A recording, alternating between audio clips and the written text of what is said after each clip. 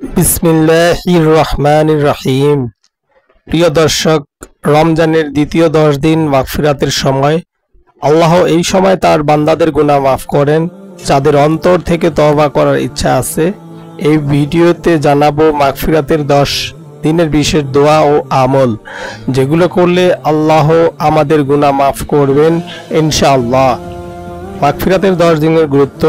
নবীজি সাল্লাল্লাহু আলাইহি সাল্লাম বলেছেন, রমজানের 10 দিন রহমত, দ্বিতীয় 10 দিন মাগফিরাত, আর শেষ 10 দিন জাহান্নাম থেকে মুক্তির জন্য। এই 10 দিন আল্লাহ বান্দাদের জন্য ক্ষমার দরজা খুলে দেন।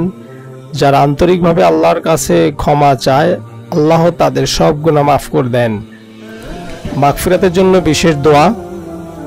এই 10 দিন আমরা বেশি বেশি ইস্তেগফার পড়ব। উচ্চারণ সহ বাংলায় বলে দিচ্ছি।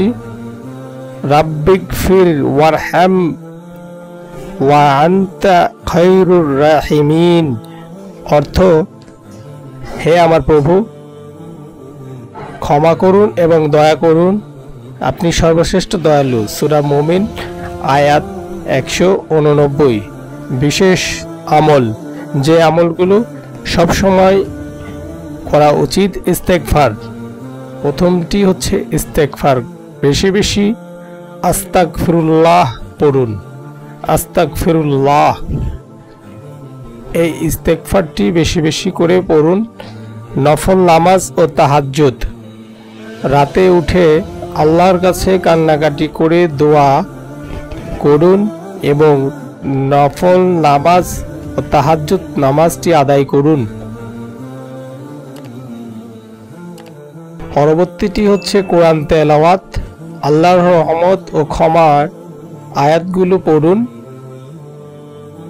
কোরআনুল কারীম থেকে যে সমস্ত আয়াতগুলো আছে, ক্ষমার আয়াতগুলো, সেগুলো পড়ুন।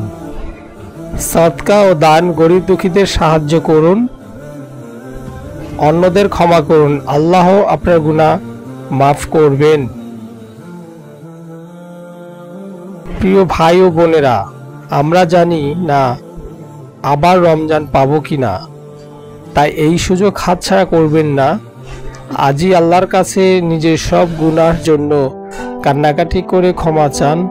আল্লাহ ক্ষমাশীল, দয়ালু।